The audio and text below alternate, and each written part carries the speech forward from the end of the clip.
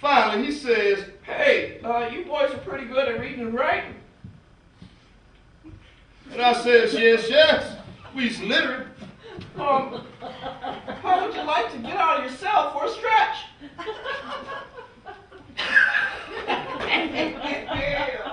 And that's how we ended up spending the entire morning filing papers on the first floor of Douglas County Courthouse in a corner office with a window facing west and south. That office right there. And through the window of this office, we could see the terrible events that were about to transpire. Oh. We were put in the county treasurer's office with a dozen apple crates overflowing with all manners of papers. And we were told to sit about organizing and filing.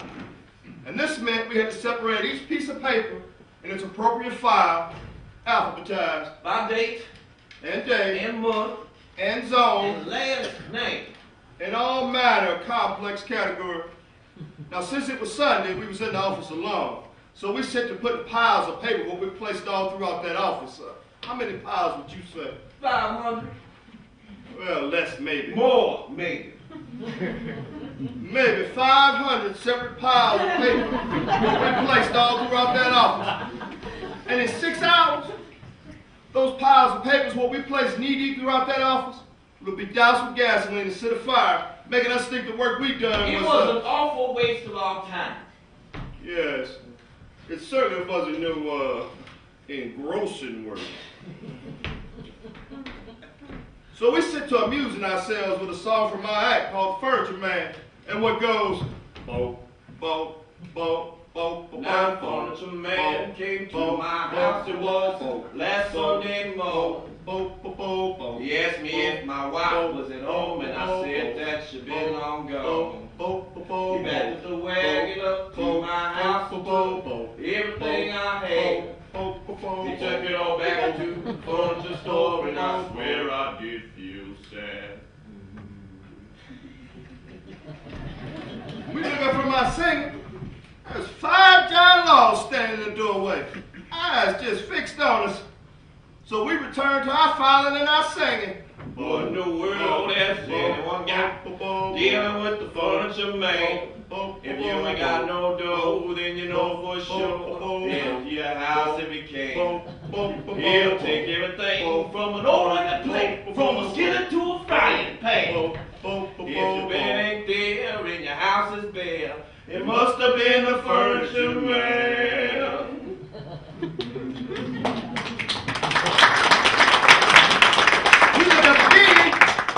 There's 10 John Laws in the doorway. Eyes fixed on us. They must have been attracted to our fine singing. No, indeed. We noticed it ain't us they looking at, and it ain't us they listening to. They got their eyes fixed on the window in front. Yes.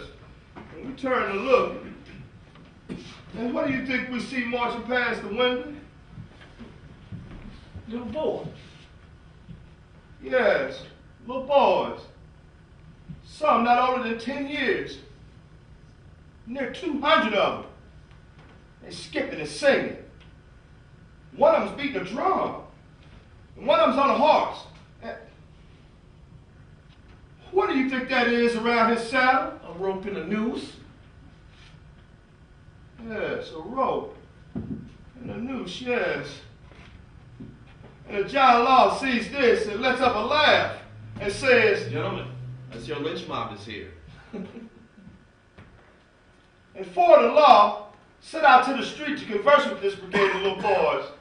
And already a crowd is gathered so they could hear. And the little boys say to the Law, "Agnes Slobeck graduated from our school." And then they say, "Give us the Negro William Brown."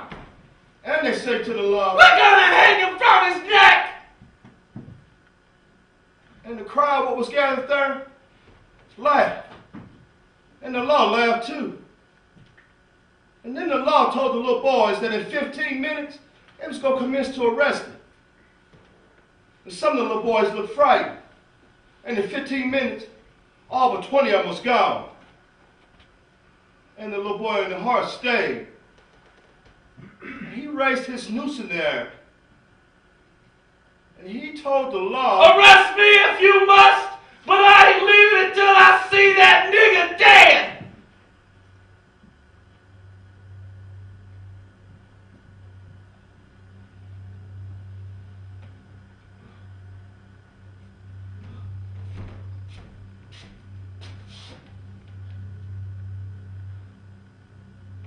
and the crowd what was gathered there laughed. And the law laughed with them. And one of the law broke from the crowd and ran into the courthouse and made a telephone call. To the Central Police Station. Yes. And he told them there would be no riot. There would be no lynching. And he sent home a squad of men what was stationed there as precaution. A dreadful error, if ever a dreadful error was made. Dreadful. This same law who had been out harassing was now making the exact motions to become our defender. Dreadful. And things around the courthouse was about to get a whole lot worse. A whole lot.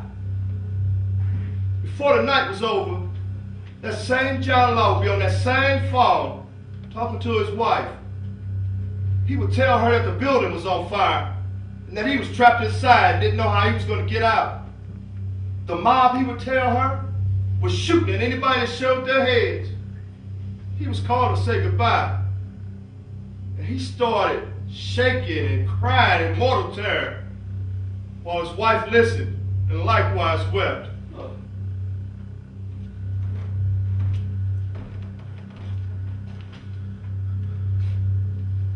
We're not there in our narrative just yet. No? No, we ain't. We're still in the treasurer's office.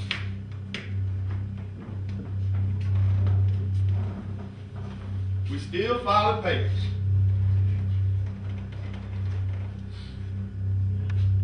We still watching through the window as the crowd gathers. And this crowd swells. At 2 o'clock, we get 200 people outside. At 3 o'clock, we got 600. 4 o'clock, we get 2,500 people.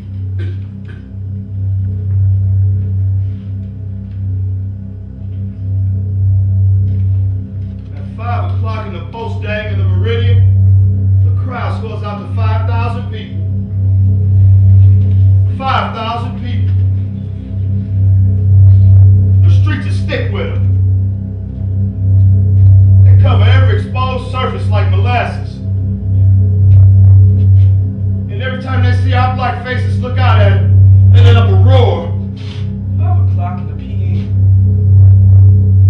That's when they commence to storm the Douglas County Courthouse. 5 o'clock in the p.m. That's when they sit in the fire trying to get at the man they hated, the Negro William Brown. 5 o'clock in the p.m. That's when they commence the lynching.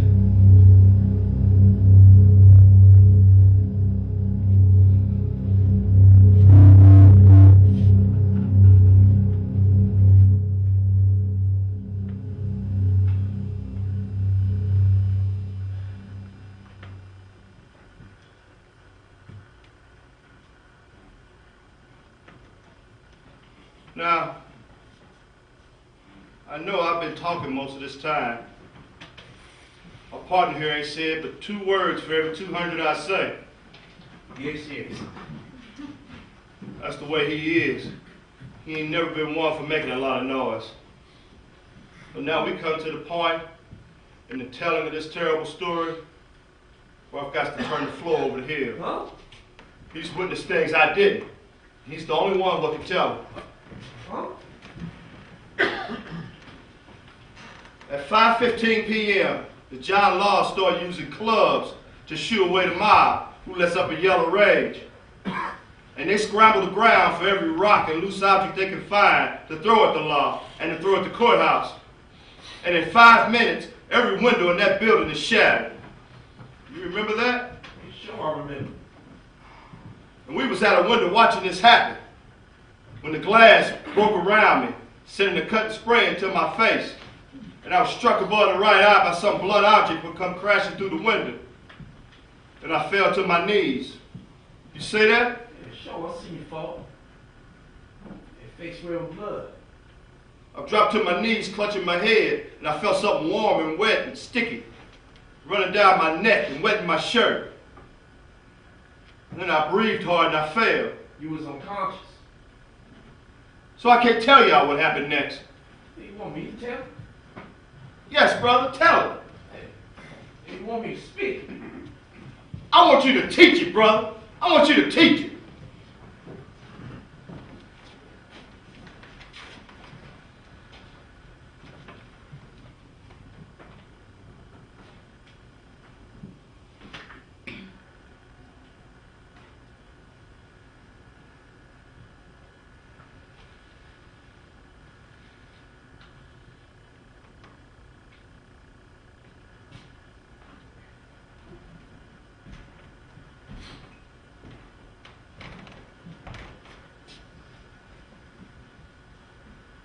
Well, I suspect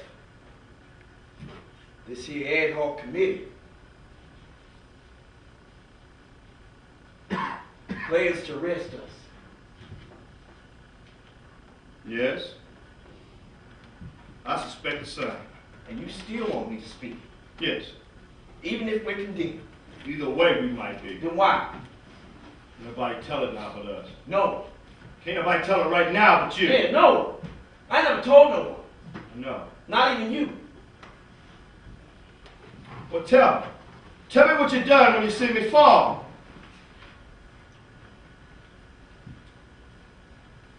I carried you on my back. Yeah, you picked me up and you threw me across your shoulders. Yeah, sure, because the mob kept running at the door. You know, there was about 100 of them, but kept running at the door even though the Johnny Laws would strike at them with their clubs. These John Laws, they ain't gonna make a move to help you? No, I just didn't figure they was helping enough. I mean, they had enough to worry about without rushing to assist no prisoner who was carrying around an unconscious body. Well, where'd you take me? You know, there's elevators there. Why? Lawler told me to.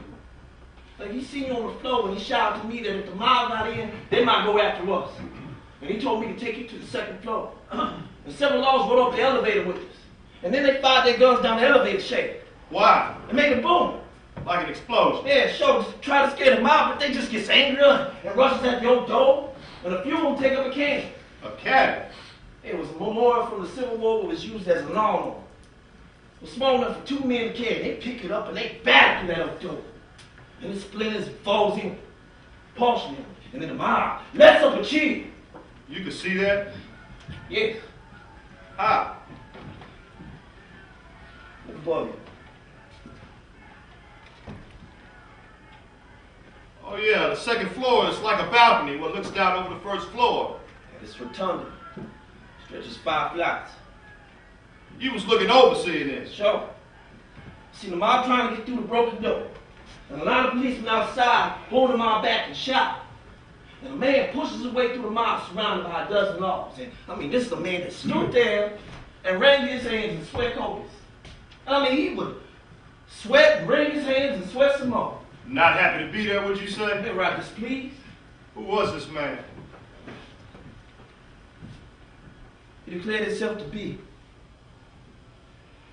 Marshal Urbinati, Chief of Police. You remember what he said? Sure. They just talking to some of the mob on here at the front. I mean, these are men that are dressed in suits and ties and top hats, and they talk anxiously for about a minute or two.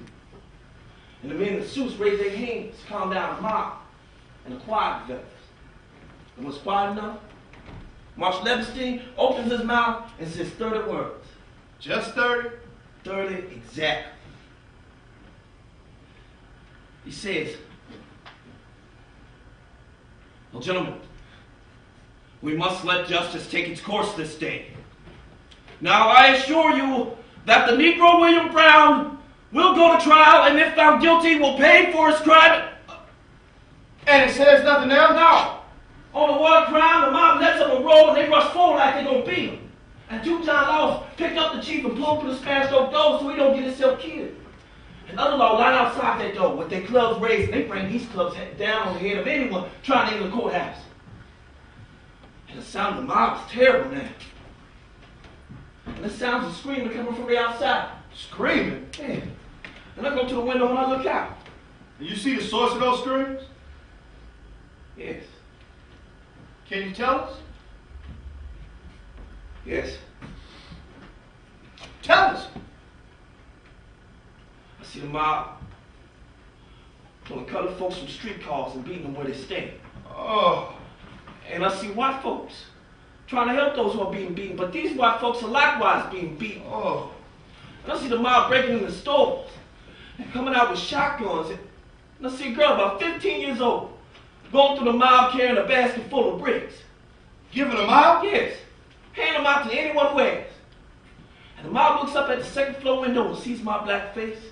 And then there's flour bricks and they crash all around and cause me to fall backwards. And as I fall, I call out, "They got shotguns!" Does someone hear this? Yes. Everybody hears it. And the chief looks up and he sees my face looking at him, calling out about the shotguns, and his face turns dark. And he raises his finger and he says, "Get that Negro out of here before they kill all of us trying to get to him." Oh. And I can't go up the stairs. And because I'm terrified, I run up those stairs. And when I reach the top, I lay you down on the ground.